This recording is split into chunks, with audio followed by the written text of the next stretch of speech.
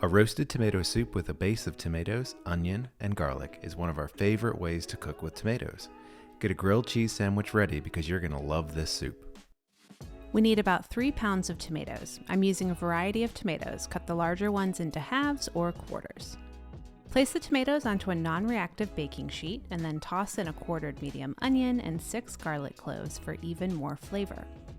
Then season with a half teaspoon of salt and a half teaspoon of fresh ground black pepper. Then pour over 1/3 cup of olive oil. Now roast the tomatoes until they soften, burst, and release some of their juices, 20 to 30 minutes.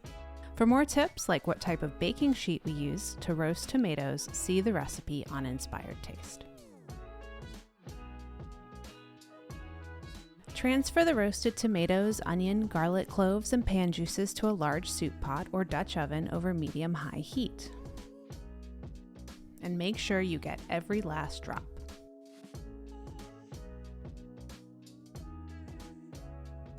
Add 2 cups of vegetable or chicken broth, 2 tablespoons of butter, and a pinch of red pepper flakes. Simmer the soup until the liquid has reduced by 1/3, about 30 minutes. Now turn off the heat, add a handful of fresh basil leaves, and blend the soup until smooth. I love my immersion blender for this, but you can do this in a blender if that's all you have. Check the recipe on Inspired Taste for our tips on blending hot soups. Now taste the soup and then season with more salt and pepper until the flavor pops. It should make you smile. Finally, stir in a 1/4 cup of cream and serve.